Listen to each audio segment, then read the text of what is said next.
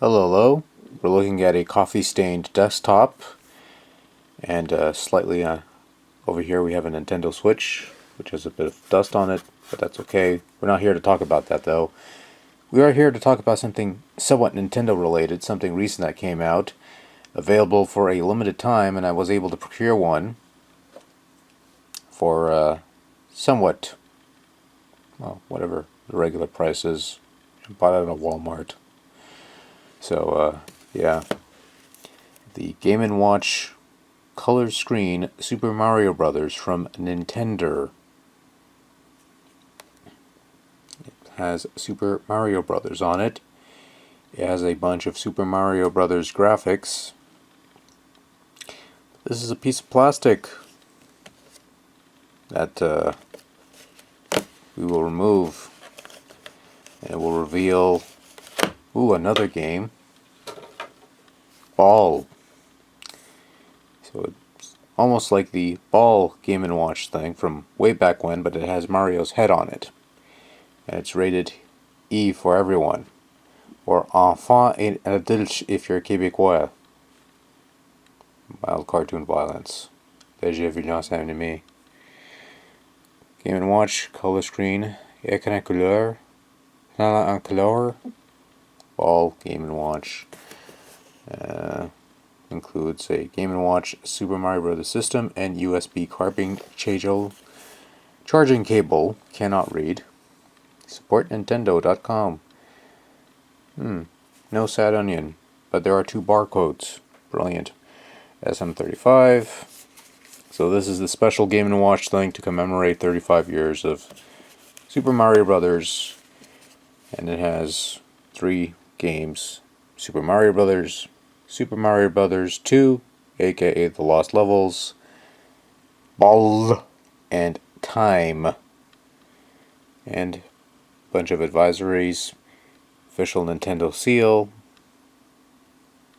a couple more sprites, and I guess we should look at the back art of this thing, which has Bowser and stuff. So, that's fun. Anyways, I'll attempt to do this one-handed for the unboxing portion, and then we'll skip ahead to the gameplay portion, which will be a different setup, so I can use both hands, because you need 2 hands to play this thing, of course. So we will attempt to do this one-handed. A nice little tab here. Special thanks to you, Special Ball Mario and Special Ball Luigi figurine, which is always nice. Here to let you know, AC adapter not included, which should be a no-brainer, considering, what AC adapter would fit a box like this. I digress. Anyways, got a piece of plastic here, we pull it out, and we have a USB charging cable. You charge it to a USB thing, and it will charge. So it does not use AAA or AA batteries like the old Game & Watch things used to do. It uses a rechargeable battery that you can recharge with your cable thing, but not an AC adapter. But then again, a lot of people have USB ports specially designed for charging, so I don't think it's that big of a deal. So we got this carton thing. I thought I was doing fairly well opening up with one hand, but I guess not, so bear with me. I guess we'll look at the instructions. Anyways, Game & Watch, Super Mario Brothers, User's Guide. The power button, power outlet configurations may vary outside USA. Nintendo USB AC adapter sold separately. Probably one of those 3DS 3DS, or is it one of those classic edition ones? Anyways, you'll be able to figure it out, reading the instructions. But warning: seizures, electric shock, repetitive motion injuries, and eye strain, motion sickness. And basically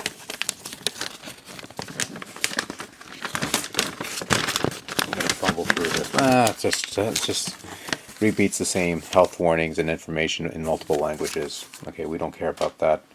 We care about what's inside the package.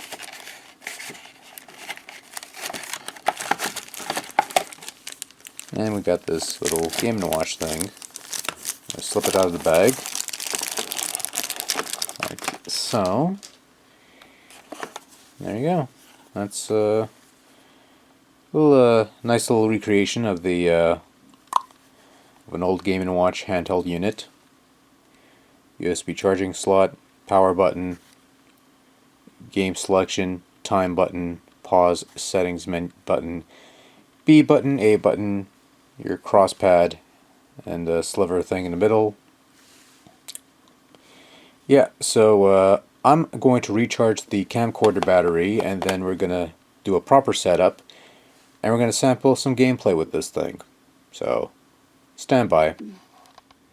So yes, marvel at the Game & Watch Super Mario Brothers thing, which is obviously made to be modeled after the original Game & Watch handheld units from way back when, which I never really had. Like, the only Game & Watch that I had when I was a kid was that one Snoopy panorama game, and that used a that opened up and used a reflective screen to give you like a more full colors display. I remember having quite a bit of fun with that one, and that was the only real Game & Watch that I had. Any other LCD games are either those Tiger handheld things or the One Game Wizard thing that I had way back when, which had the interchangeable cartridges. And this is obviously a far cry from, well, those units obviously, but even the Game & Watch systems from way back when, which were all like LCD and stuff like that. Now, I don't have another Game & Watch thing on hand, but I do have another thing. But we'll power this on, because I am going to start playing this on my own. This is what you get when you first start the system for the first time. Full disclosure, I didn't start this for the first time. I actually played it, but I did reset it back to factory settings because I thought this image was kind of neat. So you press the time button as you listen to some growling background noise. Apologize for that. And you get a little timer, which is kind of neat. You got the seconds ticking on the side. You got the old school Game & Watch beep and bleep thing. And basically you got your game, your time, pause set, brings up the settings. So you got volume control, like so. You got the brightness control, like so.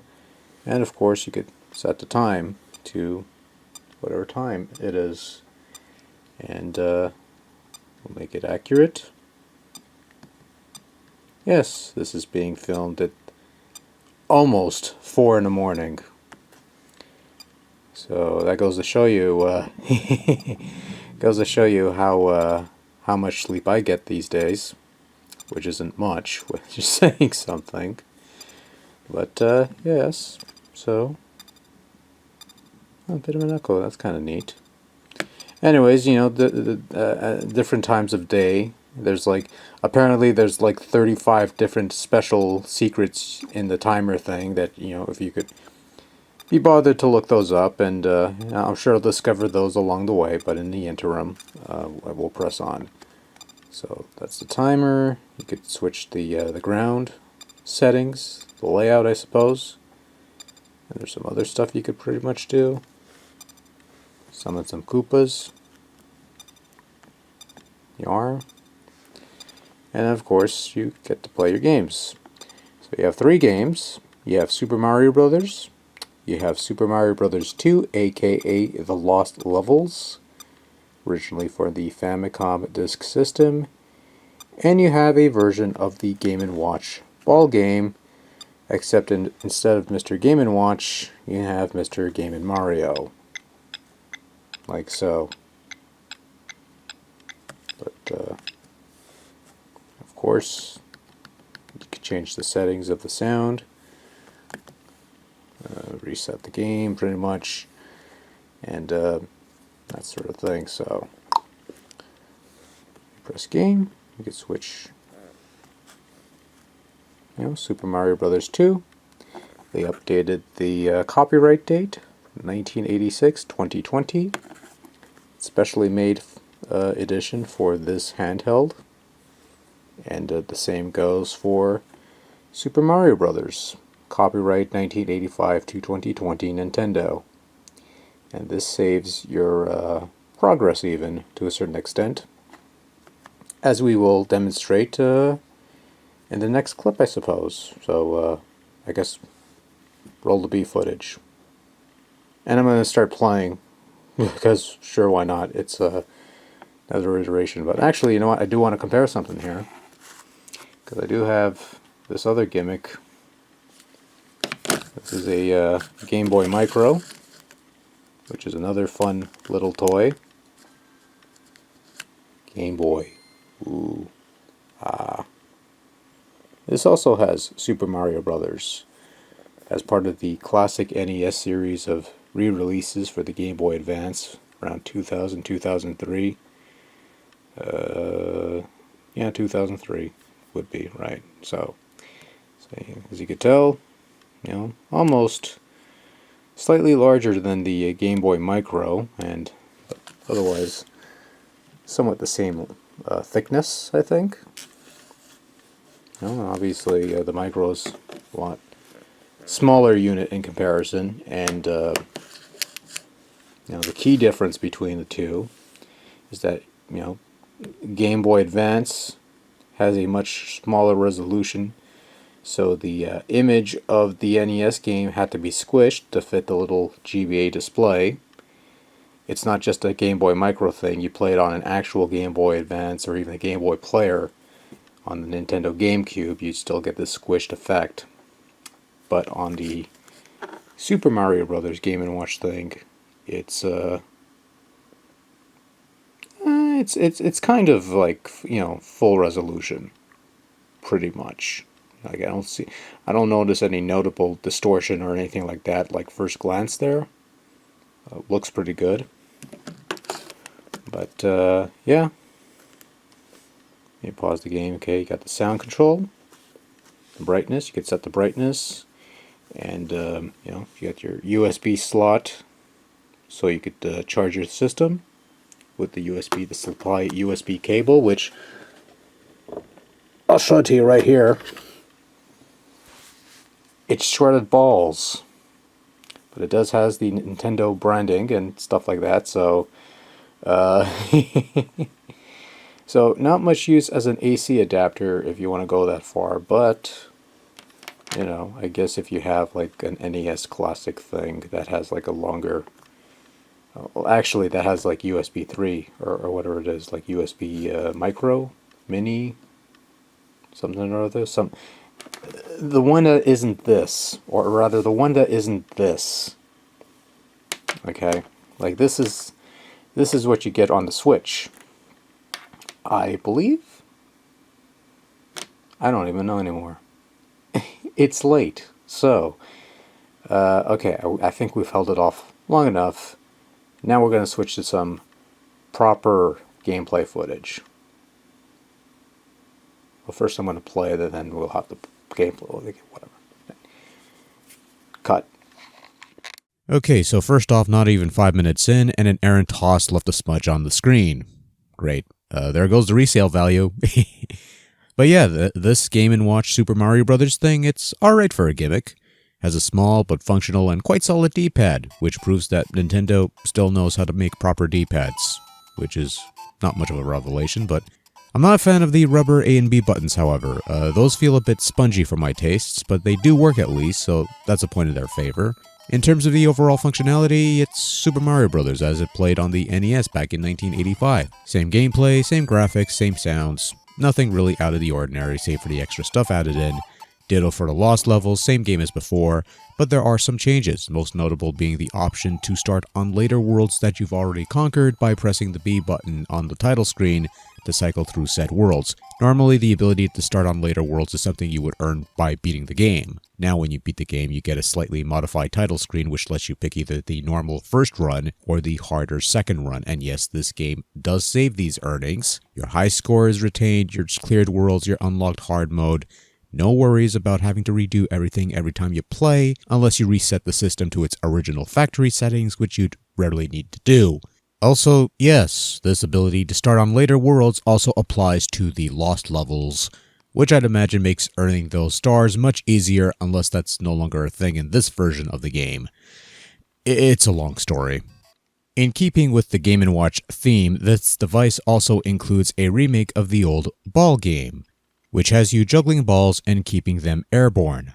A relatively simple game whose only connection to Mario is the character's face, which is normally just a solid head. Anyway, it's a remake of Ball, same old graphics and sound effect, just the one apparently, and it plays well enough for a lark or two. Gotta say though, I've only played Ball through the Game & Watch Gallery series on the Game Boys, and being able to play this on a Game & Watch replica device is surreal and mesmerizing. Even if the device housing the game isn't quite the same as what it was originally, but there's that nice feeling of nostalgia for a device that I never had before. The Snoopy one that I had was a panorama variant. It was a different thing. It opened up. It had a mirror. Not quite the same thing, but whatever, I digress.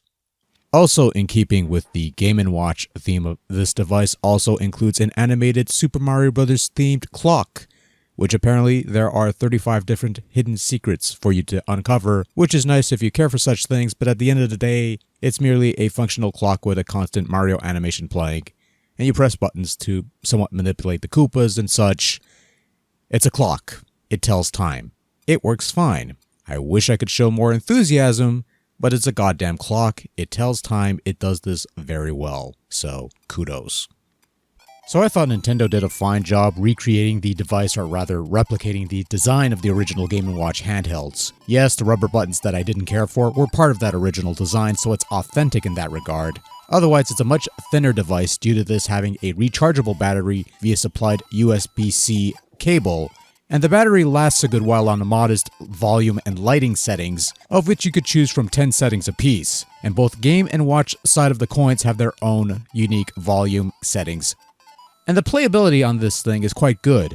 I had initial misgivings because the D-pad and the buttons were too close to the corners, and sometimes that proved a bit inconvenient, but I got used to it and was able to play several rounds of Ball and a few games of Super Mario without a hitch, and I was quite comfortable with the setup.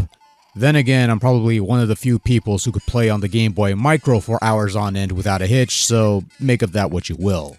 Another nice thing that I had neglected to mention earlier was a suspending play functionality that occurs when you switch games and turn off the device. You can play one game of Super Mario, switch to another mid-game, or turn off the device mid-game, and then you can return to that game and continue where you left off as if you never stopped playing. It's hassle-free, it's convenient, it's a nice little touch that I'm happy they added in because I could just play a game, turn off the device, and then I could get back to it with minimal fuss as if I've never stopped playing. So I thought that was pretty neat. Okay, so let's get this out of the way. This is a novelty item available for a limited time, which means once this is off the market, it's off to eBay and price gougers and stuff like that, where people buy not to try it out, but to stick it on a shelf for display purposes, and eventually the resale value goes up and whatever. Forget all that.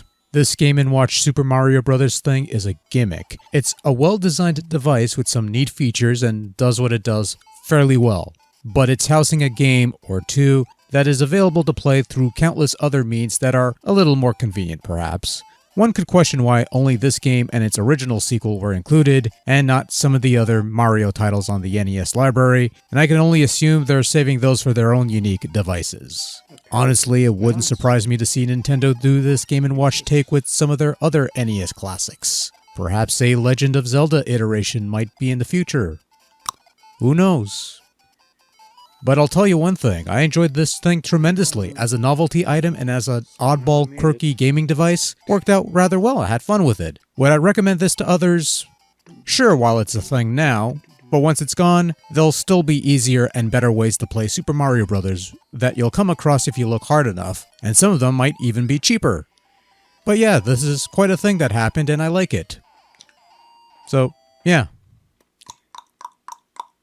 Oh, I guess we should do the final outro thing or something. Okay. And that was the Game & Watch Super Mario Bros. Handheld gimmick. And, you notice in the back of the box, the back of the thing, there's no sad onion. There is a "Don't toss it in the bin" logo, but no sad onion. A bit of a shame, but other than that, this is actually fantastic. I actually enjoyed this quite a bit. Uh, Further details, I like the finish on the face. Uh, and like I said, the buttons. Was not initially a fan of the rubber buttons. They felt a bit spongy, but they do work. Played fantastic, actually. Had this for like a couple days now, and yeah, works really, really well. Played a couple of games. You know, very responsive.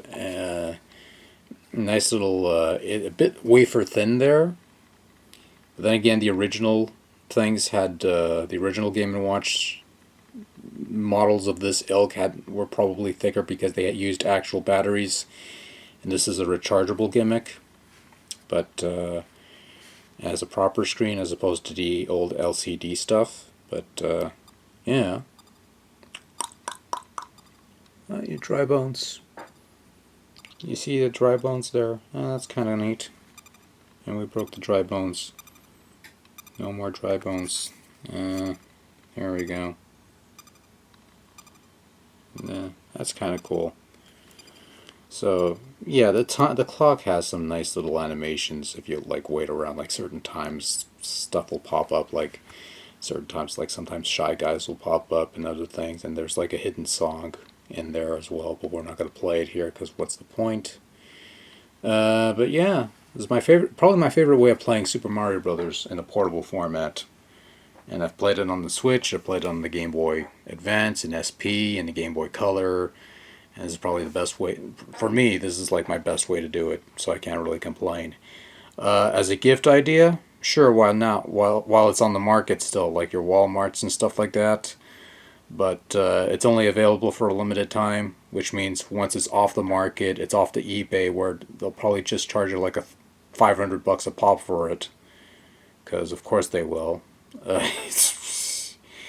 At which point I would say, you know, there are better ways to play Super Mario Brothers, better, more convenient, cheaper ways to do it. But you know, as it is now, while it's on the market, I figured, sure, why not? Go for it. It's actually a nice little gimmick, and I'm sure most people are just buying this just for like the collector's sake of it. You know, we'll buy it, we'll sample it a bit, and then we'll stick it on a shelf for years on end. Now I'm going to be playing this every once in a while because I actually like the way this plays, so I can't complain all that much. And yeah, that's really all I got to say about that. That's fantastic. This I like this. You know, wasn't expecting much, but I do actually like this. This is rather nice. And on that note, yeah, we're gonna call it a night. So thanks for watching. Till next time, take care, be safe, and good night. Later.